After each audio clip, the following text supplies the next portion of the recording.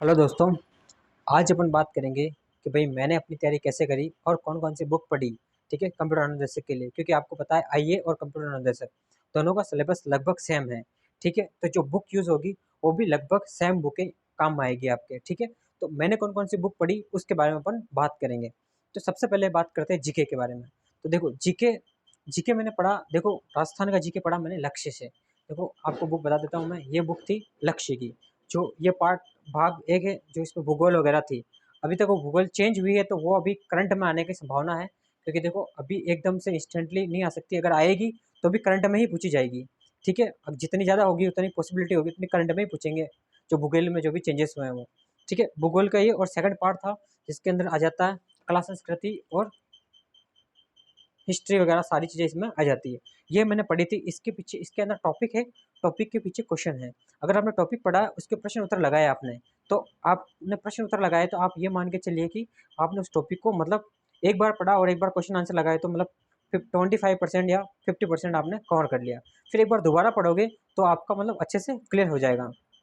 ठीक है, और बाकी सब्जेक्ट है जैसे रीजनिंग थी, रीजनिंग की मैंने पढ़ी थी बुक मथुरिया की बुक आती है, रामनिवास मथुरिया करके रीजनिंग की बुक आती है, जो सफिशिएंट है इस एग्ज़ाम के लिए, मतलब इस एग्ज़ाम को करेक्ट करने के लिए वो बुक सफिशिएंट है। तो मैंने रीजनिंग के लिए उस बुक का इस्तेमाल किया था। और बाकी बाकी और टेक्निकल बुकें हैं, जैसे टेक्निकल बुकों में मैंने जो अपने खुद के जो नोट्स बनाए थे, मैंने क्या किया था कि ऑनलाइन कोचिंग ली थी। ठीक है, ऑनलाइन जयपुर की कोचिंग थी, फ्लिकी करके कुछ थी, तो मैंने उसकी कोचिंग ली थी ऑनलाइन, मैंने वहाँ से ऑनलाइन पढ़ाई करी थी। तो वहाँ से उसके जो नोट्स बनाए थे उसको मैंने लिखे और उसको पढ़े। ठीक है, लेकिन वही काफ़ी नहीं था मेरे लिए। ठीक है, क्योंकि वो एक काफ़ी चीज़ नहीं है जो किसी चीज़ को क्लियर करने के लिए। जैसे मान लिया एक बार पढ़ा दिया, ठीक है अच्छी बात है, लेकिन क्योंकि मेरा ऑनलाइन मोड था तो मैं ना तो डाउट पढ़ सकता था ना कुछ था। तो मैंने क्या किया, उसके लिए फिर मैंने गूगल की हेल्प भी ली थी, क्योंकि गूगल से क्वेश्चन आंसर और कुछ टॉपिक मिल जाते हैं, और कुछ यूट्यूब की भी यूज़ मतलब हेल्प ली थी मैंने। देखो यूट्यूब पे भी कुछ कुछ टॉपिक के ऐसे वीडियोस जो आपको नहीं आते और जो टॉपिक बहुत इंपॉर्टेंट होते हैं, ठीक है, जिनका मतलब वेटेज बहुत ज़्यादा होता है, उन टॉपिक को मैंने यूट्यूब के माध्यम से भी क्लियर किया था। क्योंकि देखो पढ़ते तो सभी है, लेकिन क्लियर कितना आपका वो डिपेंड करता है। मान लो आपने सब कुछ पढ़ लिया, एक बार दो बार पढ़ लिया, तीन बार पढ़ लिया, चार बार पढ़ लिया, पांच बार पढ़ लिया, लेकिन आपको अगर कुछ भी याद नहीं है, अगर आपकी प्रैक्टिस नहीं है, तो आप बिल्कुल ज़ीरो हो जाओगे। तो जो मैंने नोट्स बनाए थे फ्लिकी के, उनको तो मैंने पढ़ा ही पढ़ा, और उसके अलावा भी जो टॉपिक मेरे को समझ में नहीं आए उनको मैंने यूट्यूब की मदद से, जो अच्छे अच्छे टीचर्स थे, जो अच्छे मेंटर्स थे, उनकी हेल्प ली।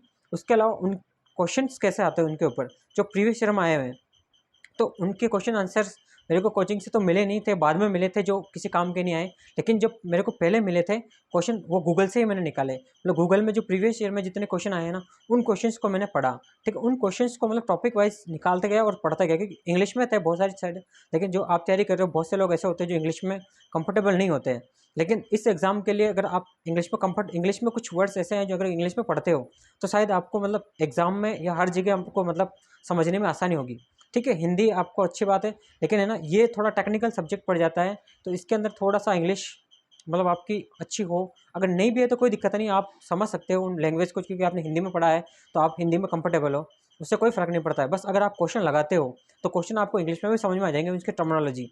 तो आप अगर वो प्रैक्टिस करते हो तो ये समझिए कि आप मतलब दूसरों से कई गुना आगे जाते हो। मेरा यही रहता था कि मैं कोई टॉपिक पढ़ता था तो उसके बहुत सारे क्वेश्चन आंसर लगाता था, ताकि जो उस समय टॉपिक पढ़ा और उसके क्वेश्चन आंसर लगा दिए, तो मतलब उसमें कुछ पॉइंट्स जो रह जाते थे वो उस क्वेश्चन के माध्यम से क्लियर हो जाते थे। ठीक है, ऐसा नहीं कि वह टॉपिक समझ में नहीं आया फिर ही पढ़ लिया और उसको ख़त्म कर दिया, तो उससे मतलब तैयारी नहीं हो पाती थी। क्योंकि देखो अगर आपने पढ़ लिया और बाद में अगर उसको 15-20 दिन बाद, महीने भर बाद पढ़ेंगे, जैसे पहले ही कोई चीज़ समझ में नहीं आई है और बाद में अगर आपने उसको पढ़ा तो वैसे भी समझ में नहीं आना है, तो उसका कोई मतलब नहीं बैठता है। ठीक है, तो अगर आप जो चीज़ पढ़ रहे हो उसको अच्छे से और कंटेस्ट उसकी बहुत सारी प्रैक्टिस करने के बाद ही उसको ख़त्म करें। एक बार पढ़ना है पहले तो उसको पहले टॉपिक को अच्छा क्लियर करो, उसके बाद उसके बहुत सारे क्वेश्चन आंसर लगाओ। ठीक है, क्वेश्चन आंसर गूगल से आपको बहुत सारे मिल जाते हैं, यूट्यूब से मिल जाते हैं, आजकल तो भरमार है, मतलब ढूँढने की ज़रूरत इतनी नहीं पड़ती है, सब कुछ मिल जाते हैं। अगर किसी को नहीं मिलते तो मेरे पास जो नोट्स वगैरह कुछ हैं, तो वो आपको मैं शेयर कर दूँगा, आप ले लेना, मैं टेलीग्राम पे या किसी पे भी शेयर कर दूँगा। तो मैं आपको उसको बता दूँगा जब शेयर करूँगा तब, तो आप वहाँ से लेके उसको पढ़ सकते हो। ठीक है? जो भी मेरे को मिले थे, जो मैंने नोट्स बनाए या जो भी चीज़ें हैं, वो सारी आपको मैं मतलब पीडीएफ बना के जो भी है उसको मैं डाल दूँगा, तो वो आपको वहाँ से मिल जाएँगे। ठीक है? तो आपको ये करना है कि देखो जो टॉपिक पढ़ रहे हो, टॉपिक पढ़ना है आपको सिलेबस के अकॉर्डिंग, सिलेबस के अंदर अकॉर्डिंग जिस टॉपिक का सबसे ज़्यादा वेटेज है, जिस सब्जेक्ट का ले लो या जिस टॉपिक का ले लो, उसको आपको अच्छे से क्लियर करना है। फिर उसके 150 क्वेश्चन आपको लगाने हैं, ताकि आपको एक मोटा मोटा सा आइडिया हो जाएगा कि भाई एग्जाम में इस तरह का क्वेश्चन आता है और इनमें मतलब ये दिक्कतें आ सकती है। उससे थोड़ा सा आप मतलब एग्जाम के लिए मतलब अच्छे से थोड़ा सा हाई लेवल स्टेज पे प्रिपेयर होने की सोचोगे। ठीक है, तो आपको मतलब टॉपिक एकदम क्लियर होना चाहिए, क्योंकि देखो जिस टेक्निकल सब्जेक्ट है तो उसमें फिक्स टर्मिनोलॉजी है कि भाई ये चीज़ ऐसे ही होती है, तो आप उसको फिक्स क्लियर कर सकते हो। जीके का ऐसा है, देखो जीके बहुत लंबा चौड़ा अथाह सागर है।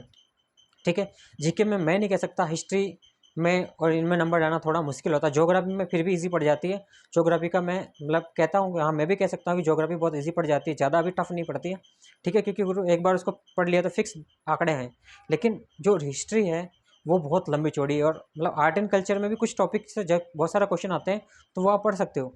लेकिन जो हिस्ट्री है थोड़ी सी मतलब अपने पास थोड़ी सी ज़्यादा डिफिकल्ट में आ जाती है। तो आपको इतना नहीं पढ़ना, आपको उतना पढ़ना जितना आपको मतलब अच्छे परसेंटेज हासिल कर सको और आपका सिलेक्शन हो जाए। ठीक है, आपको ज्ञानी बनना नहीं है। देखो सब सीधी सी बात है जीके में, तो आपको सबसे ज़्यादा टाइम देना है मैथ रीजनिंग पे दोगे। ठीक है, क्योंकि वो 30 नंबर की मैंने बताई है। ठीक है, फिर जो सब्जेक्ट है टेक्निकल के, उन टेक्निकल में जो मेन मेन सब्जेक्ट है जो मैंने बता रखे हैं पहले ही, मैंने इसका वीडियो डाल रखा है कि भाई किस सब्जेक्ट से कितने क्वेश्चन आते हैं, उसके बनाने हैं। जैसे अगर उसमें किसी को कोई दिक्कत आती है नोट्स वगैरह की, तो आप मैंने बता दिया, आप मेरे से ले लेना है ना, आप मुझे किसी पे कॉन्टैक्ट करके। ठीक है, तो वो वहाँ से मिल जाएंगे आपको। ठीक है, और बाकी जो बुकें हैं, बुकें मैं 2 लाया था, लेकिन मैंने इनको इतनी नहीं पढ़ी, क्योंकि मुझे नहीं लगता था कि इनका कोई लेवल है। कोई लेवल नहीं था। एक दक्ष की करके लाया था, और एक कुछ कुछ और है, किसी की दिखाता हूँ, मेरे पास पड़ी है। एक ये कुछ करके लाया था मैं, आरबीडी की कुछ करके थी। लेकिन इनका मुझे इतना कुछ रोल लगा नहीं। देखो मैंने इतनी पढ़ी भी नहीं है इनको, नई की नहीं है, खोली भी नहीं है, बहुत कम खोली है, क्योंकि इनका इतना लेवल नहीं था। ठीक है, अगर आईए में आपके कुछ क्वेश्चंस आ जाएँ इनके पीछे हैं तो अच्छी बात है, लेकिन मुझे नहीं लगता कि इनका कुछ लेवल था, क्योंकि इनसे क्वेश्चन बहुत तो कम ही आए हैं। कुछ एक आधा कहीं आए होंगे, तो बाकी इनसे नहीं आए। बाकी जो मैंने खुद के जो नोट्स बनाए थे वो मैंने लिखे थे, हैंड रिटन नोट्स। इन बुकों में मैंने सारे क्वेश्चन लिखे हैं। ठीक है, जो क्वेश्चन भी लिखे थे, और उसके अलावा मैंने मतलब स्टार्टिंग में जब टाइम था मेरे पास, तब मैं पढ़ता भी था, क्वेश्चन भी लिखता था खुद से, मतलब गूगल से निकाल के। कोई टॉपिक पढ़ा दिया, जैसे किसी ने कोचिंग से पढ़ा दिया, या फिर ऑनलाइन मैंने क्लासेस ली तो उसे पढ़ लिया मैंने। तो फिर मेरे को अगर समझ में आ गया तो अच्छी बात है, नहीं आया तो फिर मैं यूट्यूब पे जाता, यूट्यूब पे वीडियो सर्च करता, अगर उसका टॉपिक का नाम डालता, अगर वो आ गया तो मैं वहाँ से पढ़ लेता, फिर नहीं तो आया तो फिर मैं गूगल की हेल्प लेता और गूगल से पढ़ लेता। फिर वहाँ से उसके बाद मैं उसके क्वेश्चन निकालता गूगल से। अगर किसी ने डाले हुए हैं, जैसे कोई दूसरा एग्जाम है, जैसे सेंटर के एग्जाम हो गया किसी में, अगर उस टॉपिक से रिलेटेड क्वेश्चन आए हैं तो मैं यूट्यूब से हेल्प लेता। अगर वहाँ से भी मेरे को उसके क्वेश्चन मिल गए तो मैं वहाँ से पढ़ लेता। ठीक है, अगर वहाँ से नहीं मिले तो फिर मैं गूगल की हेल्प लेता। देखो आपको सिलेक्शन खुद को लेना है, तो खुद को थोड़ी सी मतलब एक्स्ट्रा क्रिएटिविटी करनी पड़ेगी, तभी जाकर सिलेक्शन पॉसिबल है। वरना अगर आप सोचते होगे कि नहीं यार जो पढ़ा दिया कोचिंग वालों ने वो सही है, तो देखो उनके हिसाब से वो बेटर करते हैं, सभी अपने हिसाब से बेस्ट करने की कोशिश करते हैं, क्योंकि वो भी कोचिंग चला रहे हैं, उनको भी अपना नाम करना है। ठीक है, वो भी यही नहीं चाहते कि जैसे आपके मतलब थोड़ा सा, वो ये नहीं चाहते कि आपके मतलब उनके ऊपर आपके आपके तरफ से उनके ऊपर कुछ नेगेटिव पॉइंट्स जाएँ। ठीक है, वो भी अच्छा करते हैं, वेल एंड गुड करते हैं, सब अच्छा करने की कोशिश करते हैं। लेकिन फिर भी कुछ छूट जाता है तो वो आपको एफर्ट एक्स्ट्रा लगाना पड़ता है, क्योंकि जब आप कुछ एक्स्ट्रा करोगे तभी तो आप दूसरों की रेस से आगे जाओगे। क्योंकि तैयारी तो सभी करेंगे, जैसे कोचिंग है मान लो, कुछ भी है, तो जैसे मान लो उसके अंदर 1000 बच्चे हैं, तो अगर 1000 ही पढ़ रहे हैं, सबको सेम तरीके से पढ़ाते हैं, लेकिन क्या सबका आईक्यू सेम होता है क्या? नहीं। क्या सब सेम कैच कर पाते हैं क्या? नहीं कर पाते। सब सेम कैच नहीं कर पाते, तो आपको उनसे थोड़ा सा आगे हट के सोचना पड़ता है। अगर हट के सोचना है आपको, तो खुद का दिमाग यूज़ करना पड़ेगा। क्योंकि मैंने देखो, मैं आपको मेरी हिस्ट्री बताता हूँ कि मैंने पहले बहुत सारे एग्जाम्स दिए हैं, ऐसे ही हवाबाजी में दी, विदाउट सिलेबस देखे, ऐसे ही मतलब मैं 2019 से तैयारी कर रहा था। ठीक है, पहले मैंने एसएससी रेलवे की तैयारी करी। ठीक है, तो 2019 में मैंने करी, 20 तक कोरोना तक करी। कोरोना आ गया, कोरोना आने के बाद मेरी तैयारी वहीं ठप पड़ गई। फिर मैं घर आ गया, फिर मैंने कोई तैयारी नहीं करी।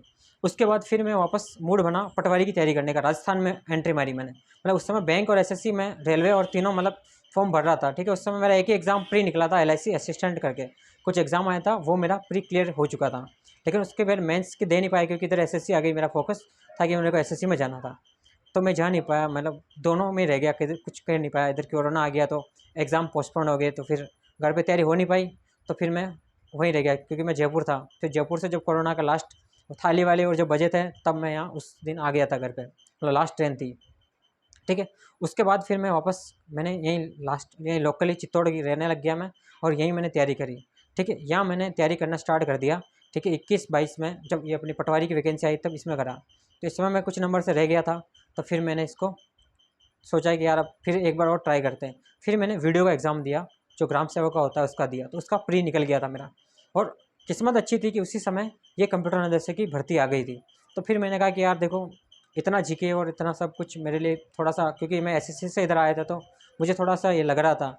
और उस समय मुझे इतना आइडिया भी नहीं था पढ़ने का, क्योंकि देखो कोरोना आ गया था बीच में और सब कुछ था। तो देखो मैं उस समय ऐसे ही हवाबाजी में, जैसे आप लोग, जो कुछ लोग करते हैं, वैसे मैं भी कर रहा था।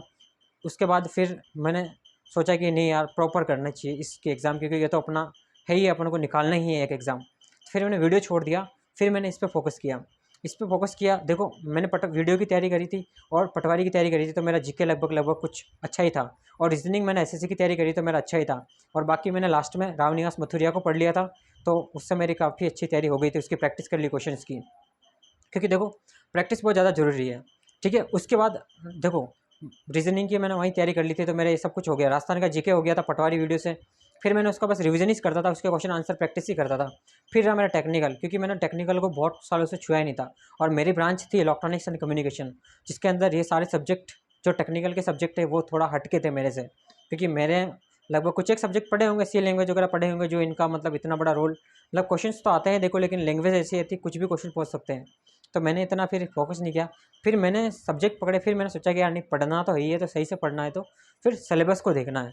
फिर मैंने सिलेबस को एनालिसिस किया कि भाई प्रीवियस ईयर में जो जितने भी एग्ज़ाम होते हैं, उनमें सबसे ज़्यादा क्वेश्चन किस चीज़ों से पूछे जाते हैं। फिर वहाँ से मैंने नेटवर्किंग को और कुछ ऐसे ऐसे सब्जेक्ट को पकड़े, ठीक है, डीएसए वगैरह कुछ करके, तो उन सब्जेक्ट्स को पकड़े, तो उनसे मेरे को क्वेश्चन मतलब काफ़ी हेल्प मिली और उनसे मैं जाके पास हुआ। ठीक है, बाकी पास के चांसेस, अगर आप सही से तैयारी नहीं करते हो तो शायद बहुत दूर है। क्योंकि मेरी स्टोरी खुद जान के मैं बता रहा हूँ आपको, क्योंकि ये चीज़ें कोई नहीं बताता, उस समय मेरे को भी कोई नहीं बताता था। मेरे एक दोस्त और हम दोनों ही मतलब डिस्कस करते थे, और आपस में डिस्कस करके कुछ निष्कर्ष निकालते और खुद तैयारी के आगे अग्रसित होते थे। तो जो चीज़ें हमने फेस करी, शायद आप नहीं करो, और आप कुछ अच्छा करो, हमसे भी बेटर करो, और आपकी भी जल्दी जॉब लग जाए। क्योंकि देखो जो भी तैयारी करते हैं इस एज तक, कम से कम देखो सब फाइनेंशियल प्रॉब्लम से लेके हर चीज़ से गुजरते हैं। रूम रेंट रह के, खाना बनाना, बहुत सारी चीज़ें होती हैं। तो देखो आप जल्दी नौकरी लग जाओ, मैं भी यही चाहता हूँ, क्योंकि मैं लग चुका हूँ, अनुदेशक बन चुका हूँ।